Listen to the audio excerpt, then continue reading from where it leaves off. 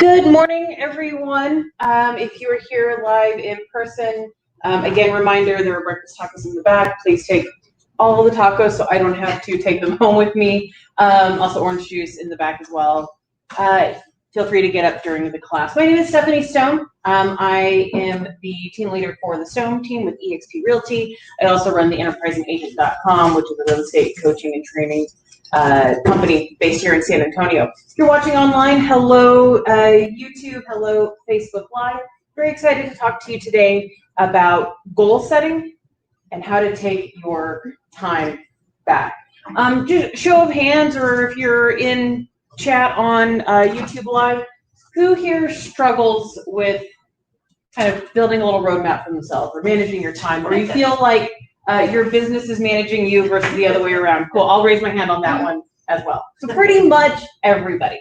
So what we're going to talk about today is how to put together a roadmap for yourself to reach whatever success looks like for you. And again, how to better manage your time. Before we start, I want to thank our breakfast sponsor this morning, Snapshot Image Pros. They're a real estate photography company based here in San Antonio, Texas. They provide our breakfast each and every class that we do here at Mortgage Financial Services. Also, thank you to Mortgage Financial Services for providing our space today. I'm going to go ahead and open up chat in YouTube so that way if there's any comments or questions, I can see them online. So here's what we're going to cover today. We are going to cover SMART goal setting. Basically, how can you set effective goals that are personal to you? If you haven't grabbed one of the SMART goal setting sheets in the back corner, please do so. Those of you who are watching online, I will email that out. If you registered online, I will email that out. I'll also pop it down in the comments on YouTube as well. Also, if you're local and you're here in person, drop your business card in that Jason's Deli Cup in the back. We're going to be giving away 2 door prizes. So we're going to talk about SMART goal setting. We're going to talk a little bit about the difference between short-term goals.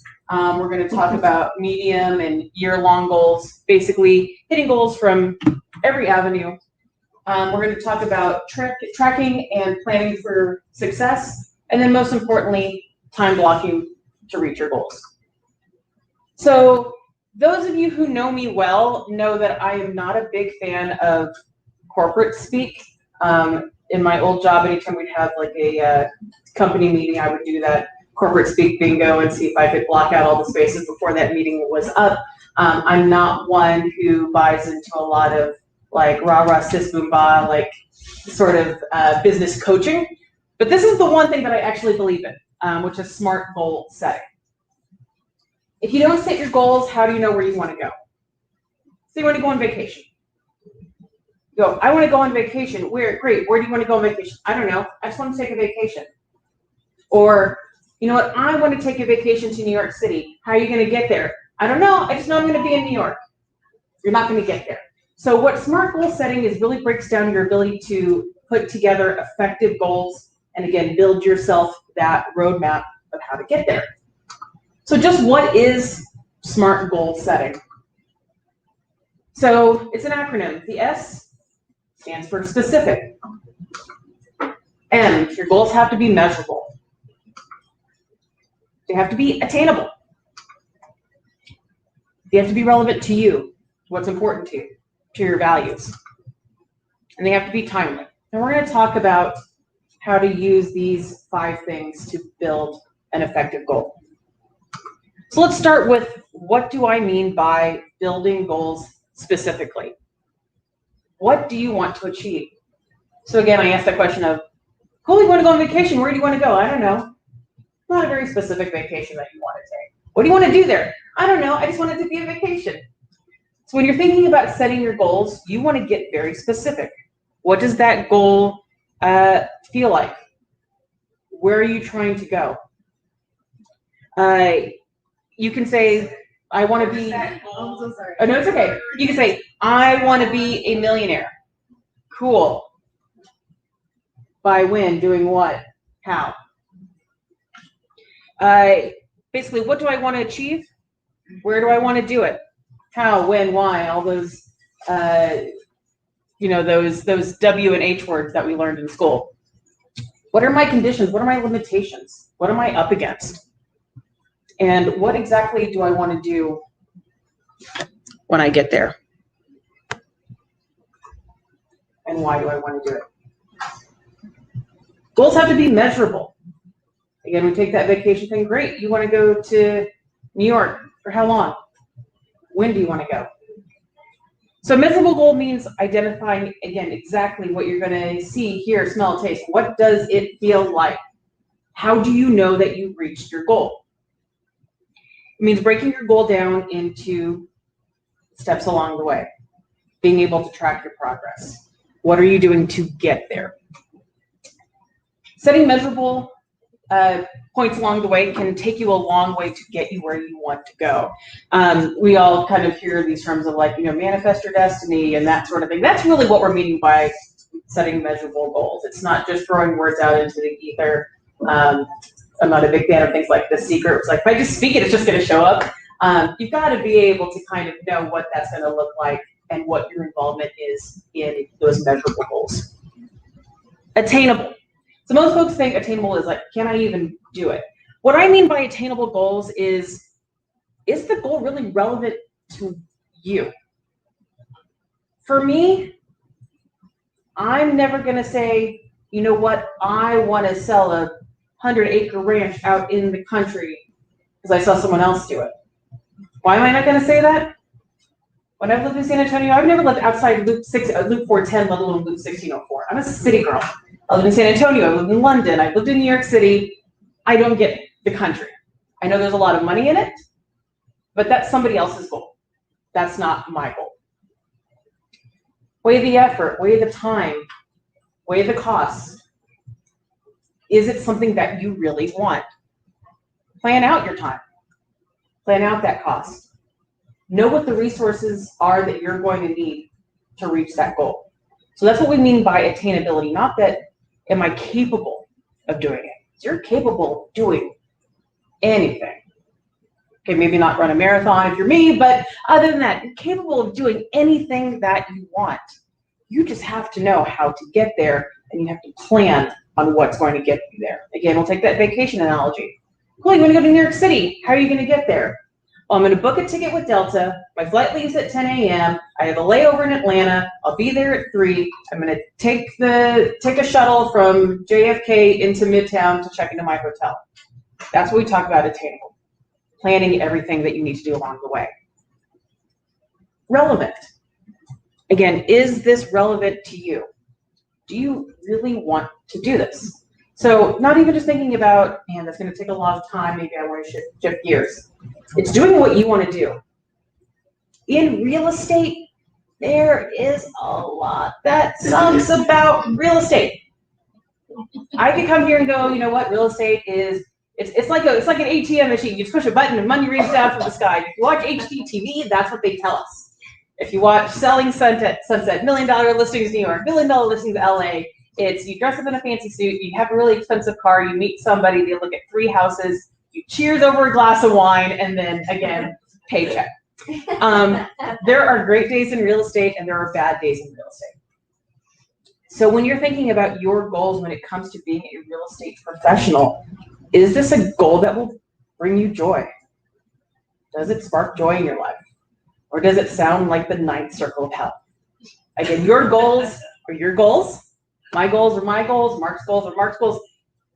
It's okay to not want to copy somebody else because it's about what's important to you and what's going to make you happy. If there are skills that you need, go out and seek them. If there's assistance that you need from somebody else, go out and find that person. The question to ask yourself when you're setting these goals is, why do you want to do it? Is it relevant to you? And if the answer is, I don't know, I just saw somebody else do it and they seemed really happy, that may not be the goal for you. Last one, timely. Set yourself a time frame. Set yourself a deadline. Make that deadline realistic. Don't give yourself too much leeway. I could say, you know what, I want to sell 100 houses. Great, is that by the time I'm 80? If I keep track, do I sell 2 a year for the next 40 years and there's my 100?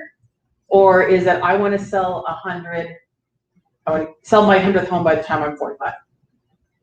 Set that goal for yourself and have that measurable benchmark along the way in terms of your time. When do you want to do it?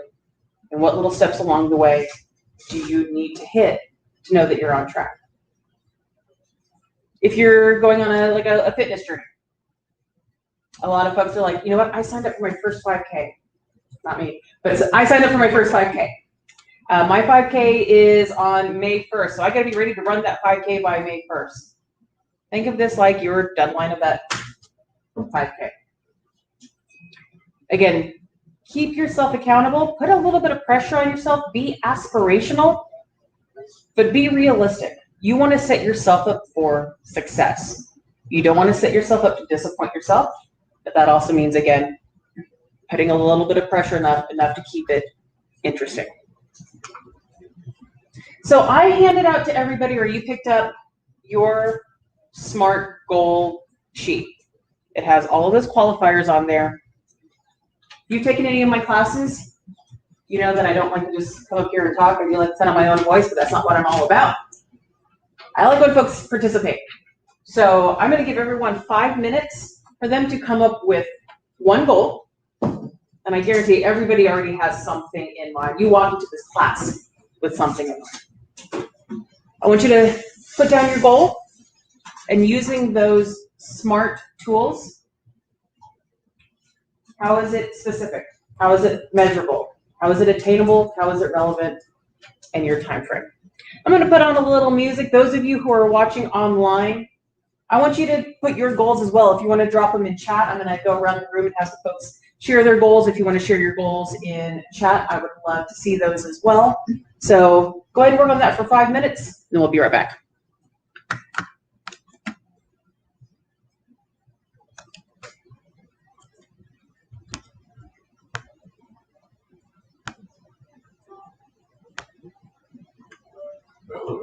Mm-hmm.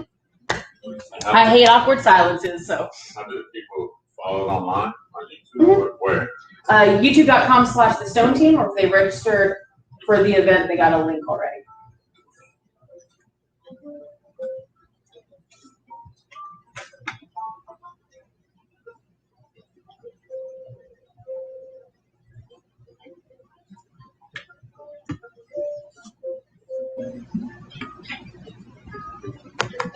And then it'll be archived and uploaded about an hour after class is done.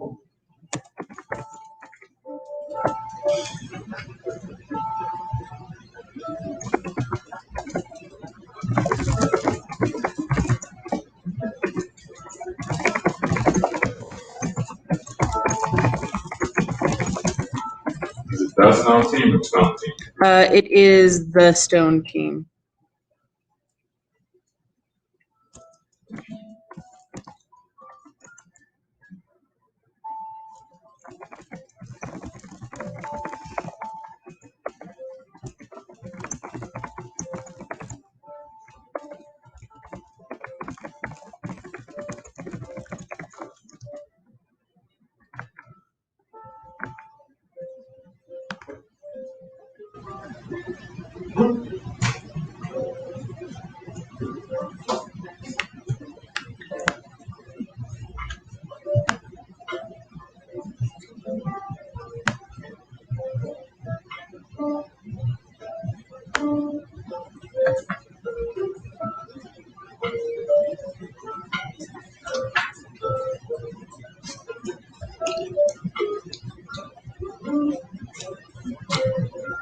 Give everyone about 3 more minutes.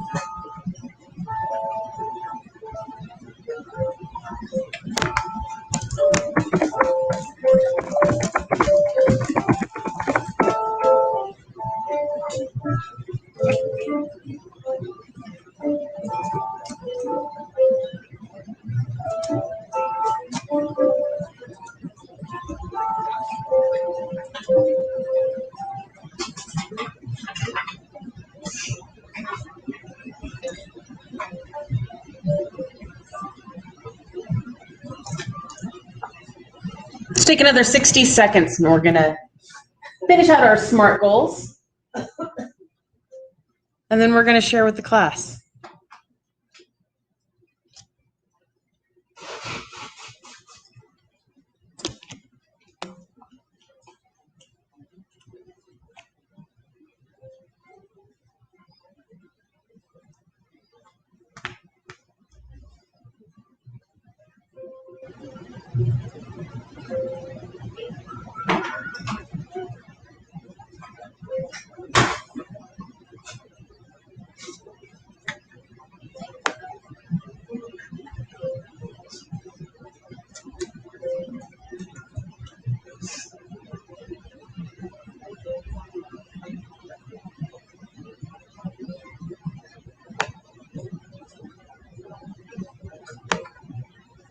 Okay, if you're still working on them, no worries, continue to work on them.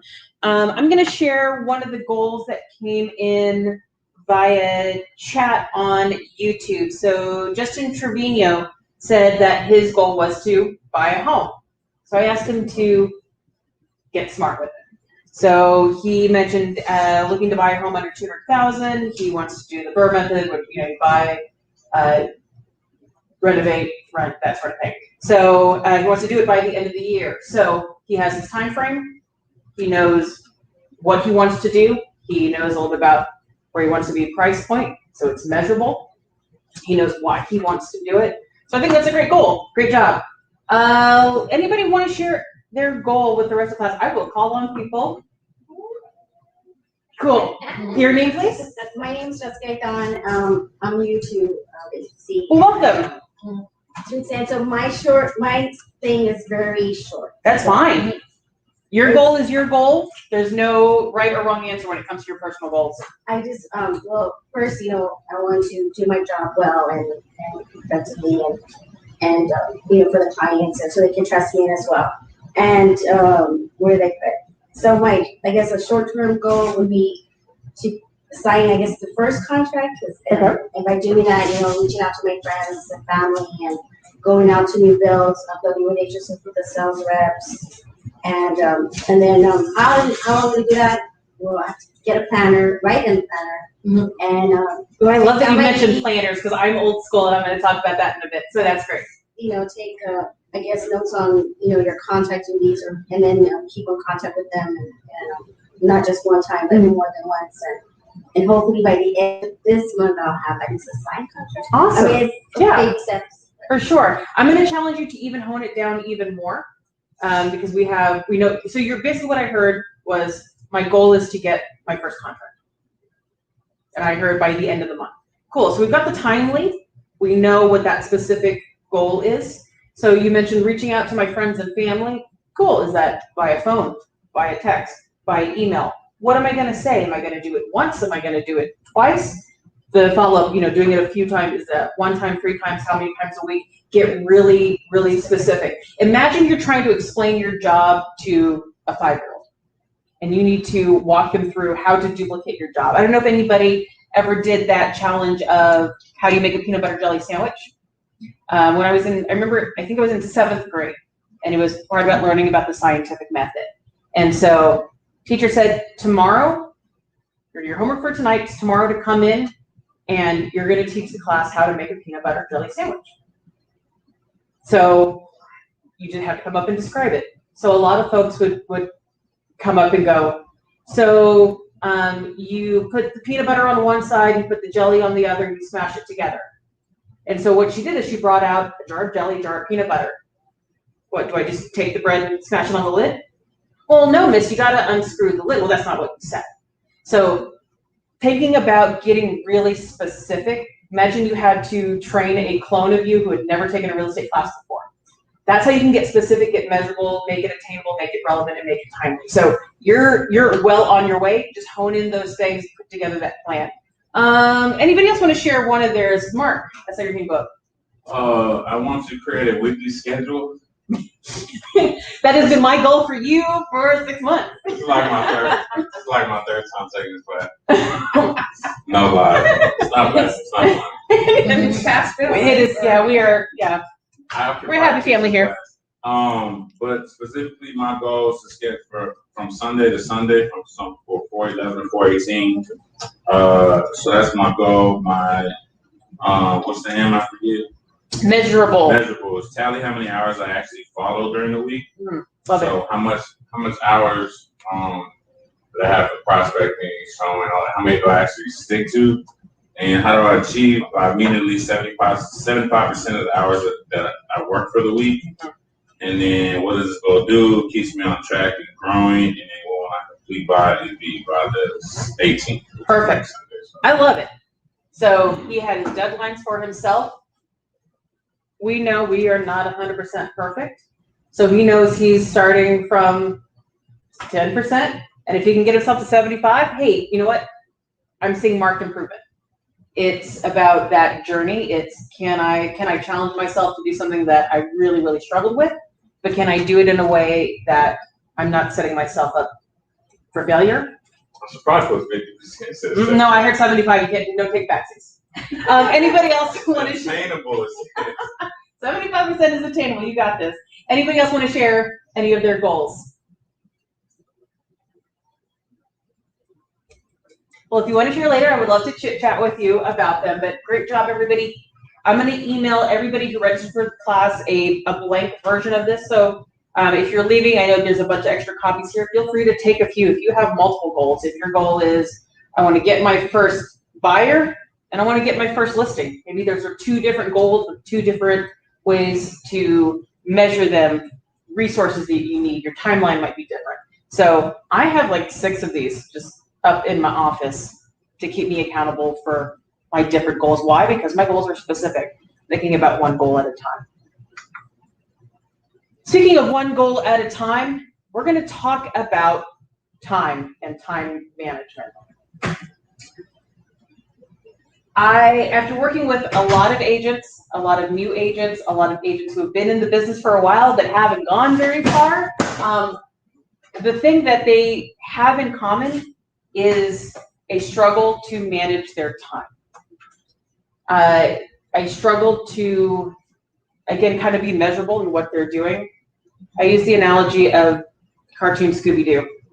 When Shaggy and Scooby would get scared and their legs would just spin in a circle and they wouldn't go anywhere for a while, that's what a lot of us real estate agents are doing. We feel busy, but we don't have anything to show for it at the end of the day. And that's directly related to your time management, knowing what you're doing, why you're doing it, when you should be doing it, and how to get there. I'm going to show this to everybody. If you've taken any of my classes before, you've seen this, or if you're on my team, you've seen this, or you're one of my mentees, you have seen this.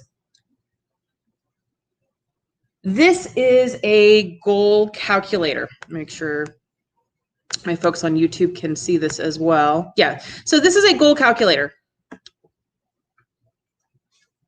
We talked about setting goals. We talked about making them measurable. How many here had a goal that was purely financial in nature? I want to make blank by blank amount of time. Cool. Do you mind sharing what that number looks like? 100. So 100,000 in a year.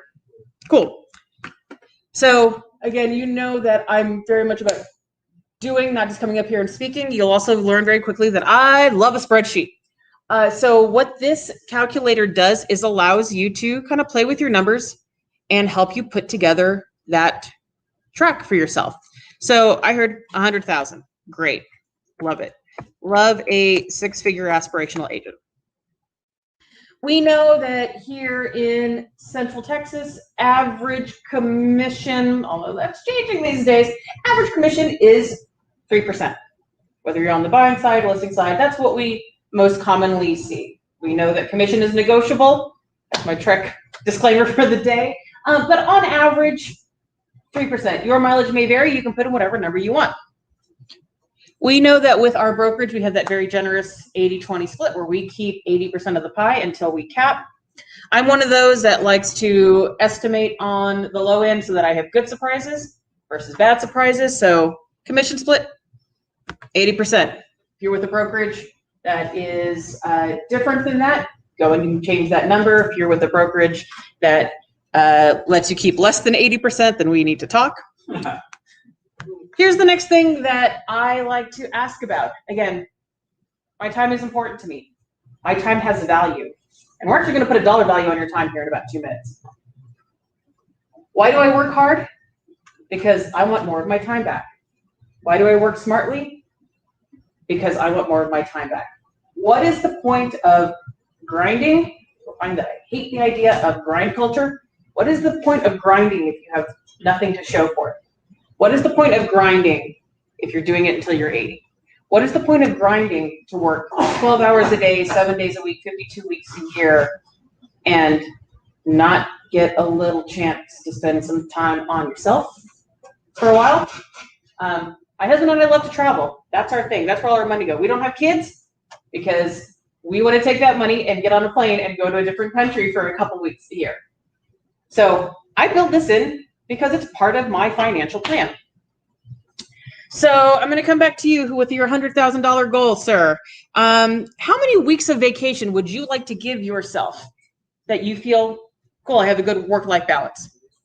4 weeks. I love a 4-week vacation person. Mine is 5, so I love it. So that gives you 48 weeks a year to reach your goal. That's tons of time.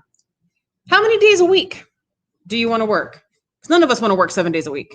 We didn't get into this business to work 5. Cool. And on those days, how many hours a day do you want to devote to real estate? 8. Cool. So 40-hour week, 48 weeks a year. That gives you 1,920 hours to hit your $100,000 goal. Sorry, average sales price. I need to switch that around. Average sales price in San Antonio, $225. There we go. Target income is down here. So at $225,000 average home price, working 40 hours a week, 48 weeks a year, that means you're worth $52 an hour. And here's the reason why I bring it up. If you are spending your real estate time, your 5 days a week, 8 hours a day, and if you were your own boss looking over your shoulder, do you feel like you're putting in $52 an hour of effort? That's how I keep myself in check. Also, is something robbing me of my time, or I'm not earning $52 an hour? My time is precious. My time means something. Your time means something. Your time means something. Your time means something. We're here to make money. We're not a charity. We can be charitable people. We didn't get in real estate to be a nonprofit. Worked in the nonprofit world long enough. So a lot of stuff that I do, real estate allows me to continue to do that sort of stuff. But when I'm out showing homes, or I'm teaching classes, or I'm training my agents, or I'm working with my team, it's out of love. But at the end of the day, Mama's got goals that she needs to hit. So you know your worth, $52 an hour. Your worth's going to be different. Your worth's going to be different. Your worth's going to be different. But again, everyone will have a link to this where they can go in, put in their own numbers, and figure out what their worth is. Talked about building a roadmap. So that means that with an average home price of $225,000, $225,000, an 80-20 split, that means 19 deals a year. So for someone who's brand new like you, who's like, I don't even have my first buyer rep, where do I get 19? Cool, we're not going to talk about 19. We're going to talk about 1.5 a month. 1.5 a month seems a lot less daunting, especially as a new agent, than this time next year, you got to come back and show me that you did 19. Should I could do 1.5 a month? Yeah, totally doable. And if I do that, I know I'm going to hit my financial goal. That's, what is that, half a contract a week? Yeah. So if you just target, most weeks I write a contract. If I have a week where I don't, great, it's built into my roadmap. If you go on a diet, I want to lose 50 pounds. damn, that sounds challenging. I want to lose 5 pounds by the end of the month. Then I want to lose another 5. Don't think about the end goal. Think about how you're going to get there. Vacation, you're taking a road trip. I want to drive to New York City. Damn, that's a 22-hour drive. No, by the end of the day, I just want to get to Oklahoma City. And then by the end of the day, of day 2, I want to be in St. Louis. And then we're going to stay overnight and look at some tchotchkes, and then we're going to get back in the car. By the end of day 3, I'm going to be in Boston, and then I just have a 4-hour drive to get me into New York City. A lot less scary than going, I've got to be in a car for 22 hours? Break it down. Cool. I love my new agents. Stephanie, I'm still worried about getting my first one. Even 1.5 sounds crazy. I also love statistics. This is why I love a spreadsheet. So on average, it takes 3 appointments to get you to a closing table. Now, as you get more seasoned as an agent, that shifts a little bit, but as a new agent, for every 3 appointments that you have, you're going to get 1 closed deal. Maybe one of those 3 flakes, or maybe one of those 3 is super eager, but maybe their credit isn't quite where they need to be to get finance, or they got to pay off that truck payment or whatever it is. They're not quite where they need to be. Maybe 1, they're ready to go, they get pre-approved, and something falls through on the deal. But then you've got that 1 that sticks. So count on 1 out of 3. That means that in an average year, you just need to have 57 different appointments, 57 different people. It's doable. Again, I haven't even called my friends and family. Where do I get 1, not 57? Great, we're not going to think about 57. We're just going to think about the 4 that you've got to do every month. 1 a week. Can you get in front of 1 person each and every week? If you get in front of that 1 person, you're still on pace to hit your goal. Break it down. Contacts needed. There's a statistic that says that 1 to 2% of every non-sphere, non-referral lead will convert. So I've got to talk to 50 to 100 people to know that I'm going to get that meaningful appointment, that I'm going to get something to the closing table. When I show this to people, you've got to generate 2,850 leads before the end of the year, and you're like, not in your life. I've never generated 1. I'm brand new. I've never been in sales before. What do I do? But if I tell you every day, just make 11 phone calls. Call 5 expired listings. Call 5 for sale by owners. Maybe the next day you call 10 of your friends and family. Maybe the day after that, you go to your kid's softball game.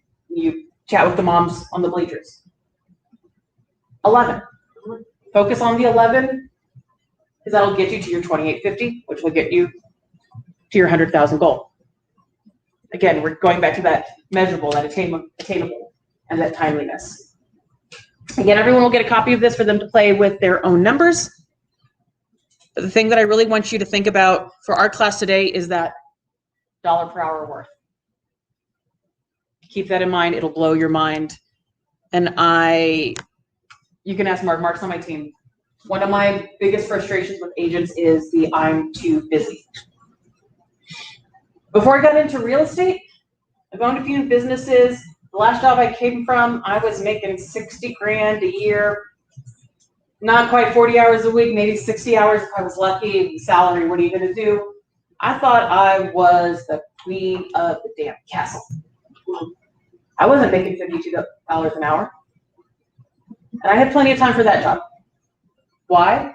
Because I knew exactly what I needed to do, when I needed to be there, when I needed to leave, when my project was done. In real estate, you don't have the luxury of a boss looking over your shoulder. You've got to have your own thing. So we're going to talk about setting your schedule. Again, this is the biggest challenge for new agents, is that schedule, sticking to a schedule, being honest with themselves when it comes to their schedule. So let's talk about, what does a successful real estate agent do in an average 40-hour week? I use myself as a model. I consider myself at least halfway successful. I spend 8 to 10 hours a week prospecting. So calling expireds, calling for sale by owners, calling my sphere of influence, doing pop buys, and following up with any leads that I generate. That's a quarter of the time that I spend. I spend 5 hours a week for personal development. So that may be even just co-working with an agent, sharing of ideas, popping into a class in EXP World, listening to a great real estate podcast, watching Ricky Ruth videos on YouTube, something where it's challenging me in the way that I approach my business. 30 minutes a week per deal in escrow for admin work. If you are babysitting your deals and spending more than 30, maybe 45 minutes per week hyper focusing on that deal, either you don't trust yourself enough, you're purposely trying to be too involved, or maybe there's a little something lost in translation when that deal first started. Because at least for me, I know my contracts, I know how to write them well. I know how to enforce those contracts if and when something hits the fan. I know how to be proactive instead of reactive. So for every deal, it's Monday, Wednesday, Friday. Hey, lender. Hey, title. Hey, client. How are things going? Everything looks good from my side. If it takes more than 30 minutes, something's gone wrong. Honestly, if it takes more than 15 minutes, something has gone wrong. So I use that time for the times that it does go wrong where I've got to talk somebody off of the ledge. And then for me, I don't have a huge sphere of influence. My business is 95% online leads. So 3 to 6 hours for me, social media and ad posting. If you are someone who has a huge sphere of influence, I call on you anytime to talk sphere, because Mark's sphere of influence is ridiculous. I told him if he ever retires, in his will, he has to leave me his sphere of influence. But for him, his may be 3 hours of just reaching out, spending more time putting in more sphere of influence reach outs, because that's where his bread and butter is. For me, it's cool. Can I pull in 100 names, email addresses, and phone numbers, and I grab a contract out of that? So this is what a successful agent does in a 40-hour week. But wait, math. That's only 19 to 24 hours. So if you are doing real estate even part-time, if I took a part-time job, they're going to want me there 20, 24 hours a week. You mean I can make $100,000 in 19 hours a week? Yeah. I can quit my real job and make real estate my real job and make double what I'm making now in 19 to 24 hours a week? Yeah. So if you tell me you are too busy, I've just shown you why that's a lie. Because you're not. You just don't know how to manage your time. So that still leaves me 14 hours for client time. I'll come to your question, just want to say 14 hours for client time. That's showing houses, going on listing appointments, all that sort of stuff. Man, if I was spending 14 hours a week with clients, I would make $500,000 a year. So even then, I don't work 40 hours a week. I wish I had enough client time to do 40 hours a week, because then I'd probably retire in the next 3 years. So for those of you who say that you don't have enough time to do a full-time job as real estate, to make full-time money, you're lying to yourself. Question. I saw your hand go up.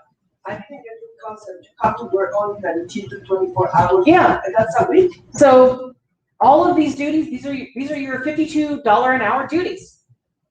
$52 an hour. This is all money-making activity. This is what brings business to you. If we add that all together, even on the high end, that only equals 24 hours to do all of your money-making activities in a week. And then if you've got a few clients that you're showing houses to, maybe you're spending maybe 2 hours, 2 days a week. Cool. That's 4 more hours. You go on 2 listing appointments, sign one of them, great. My listing appointments last 35 minutes, so that's another, we'll say worst case scenario, 2 hours, including drive time. I still have hours upon hours upon hours. You can do this in a 40-hour week, and if it's taking you more than 40 hours, you need to be more specific, measurable, attainable, relevant, and timely with your time. So how do we do that? Here are some tips for an efficient schedule. Work smarter, not harder. Start your day with your admin work.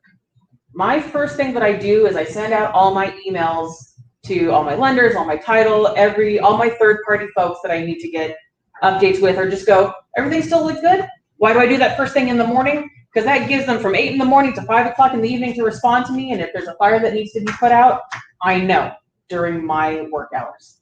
If I wait until 4 o'clock, chances are my title person is wrapping up for the day, maybe doing their last closing, and I might not hear back until the next day. So if I'm working on somebody else's schedule, I stick to their schedule to maximize the chance that I'm going to hear back that same day. Group similar tasks together. And I'm going to talk about this a little bit more specifically.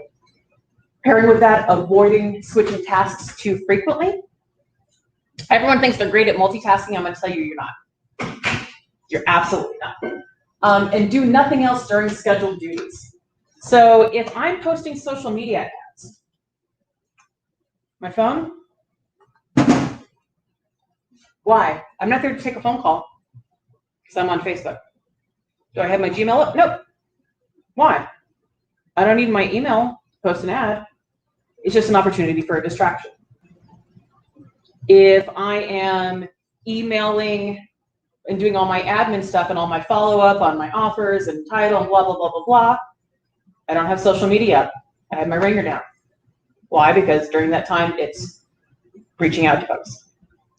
If I was in class right now and I was sending an email, you'd be like, she is the rudest woman in the world. Why am I taking her class? When I'm here, this is my focus. Like I said, everyone thinks that they can multitask. They can't. This is science. It takes time for your brain to switch tasks. If you're driving a car, imagine you're driving an old beater of a car. Not that your brain is an old beater, but as we get older, we get a little bit more of an old beater. You start your car, you hit the gas, and it does this, and then it starts to do this. And then you hit the brake to hit that stoplight, and it slows down. And then you hit the gas again when it goes green, it does this, and then it goes. Your brain is the same way. Your brain doesn't switch tasks like this with the same amount of efficiency. So if you're writing a contract, I hear all the time, man, it takes me an hour to write a contract. What else are you doing? Nothing. Well, I got this email, so let me answer this email real quick. And then this person that I was talking to on Facebook who's looking to sell their house, they sent me a message, so I checked on that real quick, but it was only 30 seconds. The true cost of distractions is the length of that distraction plus 23 minutes and 15 seconds for the time for your mind to ramp down from what you were doing before and ramp back up to peak efficiency. So it just took me 60 seconds to answer that email. Well, it took your brain 24 minutes and 15 seconds to get back up to peak performance. Don't switch tasks. Group your tasks together. There's a great book called The Effective Executive. If you've never read it, I highly, highly, highly recommend it. It's by a guy named Peter Drucker. It's written in the mid-60s. If you want to just kind of learn about peak business performance. Again, I don't really buy into a lot of like, you know, the Who Moved My Cheese sort of books, but I do love this. So you are not Mozart. So he is quoted as saying, just in terms of multitasking. So there was Mozart, of course. He could, it seems, work on several compositions at the same time, all of them masterpieces, but he is the only known exception. The other prolific composers of the first rank, Bach, Handel, Haydn, Verdi, composed one work at a time. They did not begin the next until they had finished the preceding one, or until they had stopped work on it for the time being and put it away in the drawer. Executives can hardly assume that they are executive Mozarts. You are not Mozart. Keep that in mind. Even the other greats didn't go, well, I'm going to work on this opera, and then I'm going to finish this violin concerto, and then I'm going to come back to the, no, no, no. If you want to build a masterpiece, you got to focus on that masterpiece. The other thing, your schedule is non-negotiable. Raise your hands if you work on buyer side, if you are also if you're a buyer's agent as well as a listing agent. Cool. Be honest. How many of y'all have had someone go, hey, I saw this house just hit the market. Can we go see it at 3 o'clock? And you're like, oh, I was going to do something else at 3 o'clock for my business, but yeah, let's go do it. Who's done that? Be honest. Yeah, we all have. Your time and your schedule is non-negotiable. Non-negotiable. The only person who's in control of your schedule is yourself. So why are you letting other people dictate what you do, when you do, and is it worth $52 an hour? If you were at a 9 to 5 and your job at that time was restocking shelves, and someone came over to you, let's say you work Target, your job is restocking shelves. Someone came, tapped you on the shoulder and said, hey, there's a really big line at the checkout. Do you mind just checking me out? And you go, sure, no problem. Your boss is going to go, no, you were supposed to be stocking shelves at that time. I understand that you were trying to help, but that's not what we have in place. So why are you letting your employee, do whatever they want when you, your boss, has set a schedule for them? This is literally my schedule. This is my schedule for next weekend, where you can see I'm going to go eat dinner at Landrace on Saturday. So everything that I am doing this week is in there. I build in breaks, all that white space in there. Because again, I'm not going to work 8 hours a day with no break.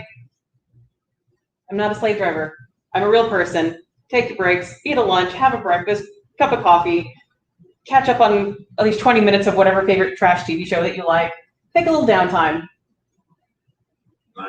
90 Day Fiance. That's what Mark and I bond over. But everything that I do, even things like Friday when I'm here, is on the schedule. My time to prep for my training is on my schedule. My green time is my client time. So if I had a client who called me and said, hey, Tuesday we want to go see some houses. Are you free from 12 till 1 o'clock? And I look at my schedule and I go, no, that's when I'm booked to call expireds. You know what? I would love to. I'm sorry, I'm booked. They don't know that I'm booked calling expireds. They don't know that I'm booked doing my $52 an hour task of generating listing clients. I'm sorry, I'm booked. Don't apologize for your time. Your time is your own. Your time is worth something. We saw that there's a dollar amount tied to your time. I'm sorry, I'm booked. Put that in your vocabulary. I'm sorry, I'm booked. You know what? I would love to. I've got another appointment. But I'm free Tuesday after 3:30. Does 3:30 work for you? I just need to be done by 7 o'clock. I've got something else at 7. They don't know my something else is I would like to come home and have dinner with my husband. It's something else. It's important to me. Be true to your schedule. Put in everything, even if you're not booked with it. Do I have clients on Monday from 2 to 4, Thursday from 3 to 7, Thursday from 1 to 6, and Friday from 1 to 5 right now? Got a few of that plugged in. Wish I did. Because again, that would be a $500,000 week. That would put me on track for $500,000 that year. But I put it there so that way I know what time is available should I need to do that task. Make sense? Go ahead, Mark. Devil's advocate, like in this market being so crazy, these houses just flying off, like you don't feel like that's kind of detrimental to your client if a house is going to be gone by the end of that day. And, you don't have time schedule to show them that day. Well, I know during the week most of my clients work 9 to 5. There's enough lunchtime, evening time to get them out there. If I had a client who was like, hey, can we go see a house when I get off of work? They're not going to go, hey, my job starts at 9, but I'm just going to call in sick. Can you take me at 10? They're not that invested in buying houses. I would be, so why am I moving my schedule on? I'm basically basing this on when are my clients going to want to be available. You notice that I have nothing for Saturday and Sunday. Sunday is my day off unless somebody's house is literally on fire. If I have a listing and their house catches fire, I'll probably pop out there on a Sunday. Or again, if there's something that we cannot move to any other day. So I consider that kind of flex time, but it's got to be well pre-planned. I do not let anybody call me at 8 o'clock and go, can we go see a house at 9 in the morning? So I've already planned my next day. Train your clients. Hey, you know what? I'm generally booked 2 or 3 days in advance. So let's do this. Let me put you on the schedule for, I know it's only Tuesday, but let me put you on the schedule for Friday because you're wanting to go, or even Thursday because you're wanting to go see a house after 5 o'clock. I know it's Tuesday at 10 o'clock at night. Let's go Thursday. What I'll do is Wednesday, maybe when I'm doing some of my co-working, I'll go through and let's see what's still on the market. We'll check it again Thursday morning and let's go out.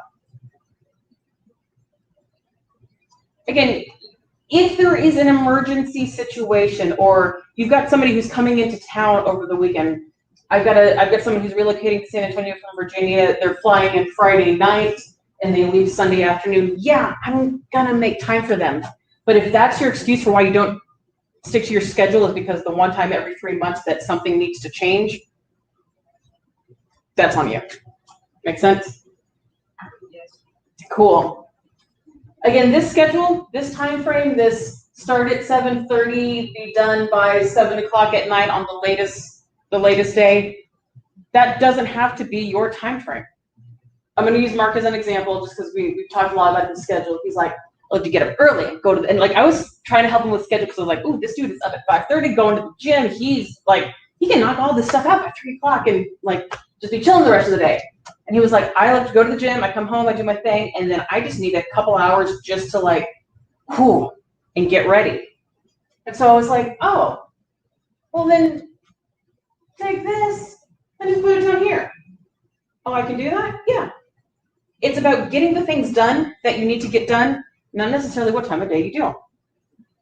If you are, you know what, I would love to take Friday as my free day and move all that over to Saturday because I know that I've got tons of clients that want to see stuff on Saturday. Cool. If it works for you and you're getting your things done and you're being honest with yourself about your schedule, then that's success right there. So again, don't feel like you've got to break your days up into this. We know that's what you got to fit into your schedule.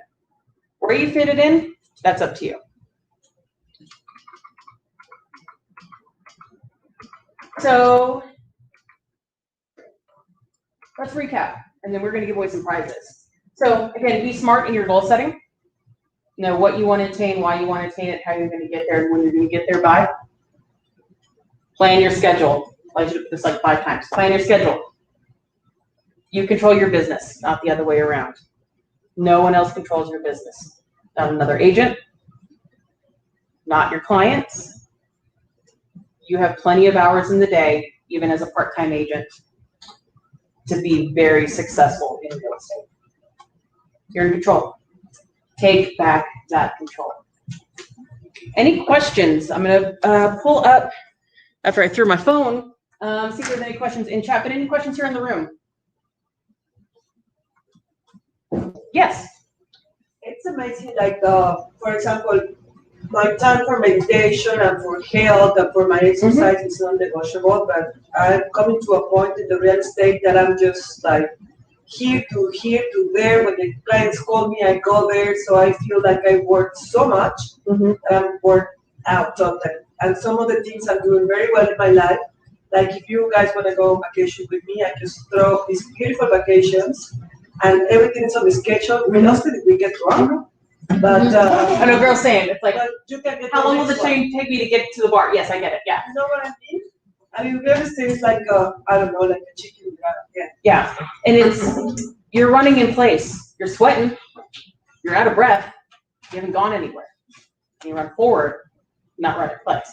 I don't know how to just get like organized with that because I'm very organized with many things, but I'm like. Who mentioned that they love a planner? Was that you that love like a day planner? Well, I never had a planner, but I'm gonna get a planner. Cool. So we're going to talk about planner real quick. I don't work for At a Glance, so there's like I'm not getting any sort of kickback from Office Depot or anything. But this is going to be the first door prize that we're going to give away. If you are looking for a good planner, efficient, not fancy.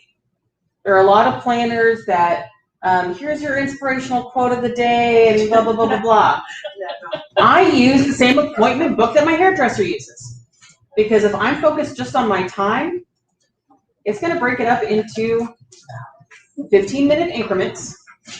And if you see how specific I am with my time, having something that is just Monday and like a little block, no, that's not specific enough. So if you're looking for a good planner, anything that has things broken down into 15-minute increments, this is like $30 at Office Depot. You can probably get them on Amazon for like 15. Again, I'm old school. Every Sunday, it's not on my calendar there, but every Sunday I watch 90 Day Fiancé and I make my schedule. I write out my schedule for the upcoming week. That way, if I know that there's something, you know, hey, it's my dad's birthday on Thursday, so I've got to shift some stuff around so that I can still accommodate everything. I work for the McNay Museum and I do school tours, so like, hey, I've got a tour booked. So that goes in my schedule. So that way I can pop in everything else around where I'm obligated to somebody else. And then I color code. There's a reason why they were color coded on there. Because I know, okay, my mind is shifting to this sort of thing. If it's in green, green means money, I'm meeting with the client, or that's the time set aside for direct money. Anything in yellow, that's prospecting, that's that sort of stuff. Anything in purple, that's me preparing stuff for everybody else. So I write down everything and then I color code based on what category it goes in. So I'm going to give away a planner. We're courtesy of Snapshot Mixed Pros, we're also going to be giving away one free listing photo shoot to one lucky person in the room. So that's a $100 value. Not as quite as cool as the $47 I spent at Office Max, but still pretty cool. But any other questions in the room about your scheduling, your time blocking, setting your goals? Does this feel attainable? Let's take a word from that. Does this feel attainable? Yes. Yes. So your homework for this weekend, flesh out at least one goal or one more goal if you felt like you really got one down pat using your SMART method. And this weekend, write your schedule. I think Mark's idea was great. Like, I just need to get it done through the 16th. So write out your schedule for the next week. Challenge yourself to stick to that schedule. Again, emergencies come up. If you're a parent, your kid busts their chin open on the monkey bars, you got to go pick it. Like, I get it. A client has some sort of weird emergency. I get it. Those are far and few between. Your kid's busted his chin open on the monkey bars every day. That's an issue you have with your kid, not with your schedule. If your client is having an emergency every day, that's an issue with how you kind of set your client up. That's not your schedule. Challenge yourself to 75–80% of sticking to your schedule. Distraction-free, setting aside everything that you don't need for that task. If that's something you've never done before, I think you're going to be pleasantly surprised with how much time you truly have back for yourself at the end of the day.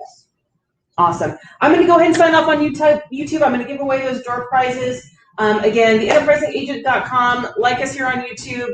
We've got all of our previous classes archived. Feel free to watch. Thank you so much for everybody who watched online. I think we had at our peak 23 people watching online. Again, thank you to everybody who showed up in person. In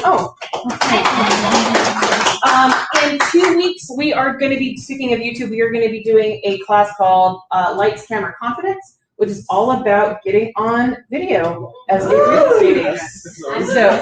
So we'll be teaching just kind of camera technique, how to use your iPhone, like you don't need something fancy for this, but camera technique, how to script, tools, apps that are great for when you're getting on video, ideas of what to talk about, stem to stern, everything you need to know to do good video for real estate and not be so scared of it anymore. So thanks everyone. I will see everyone in 2 weeks. And those here in the room, let's give away some door prizes.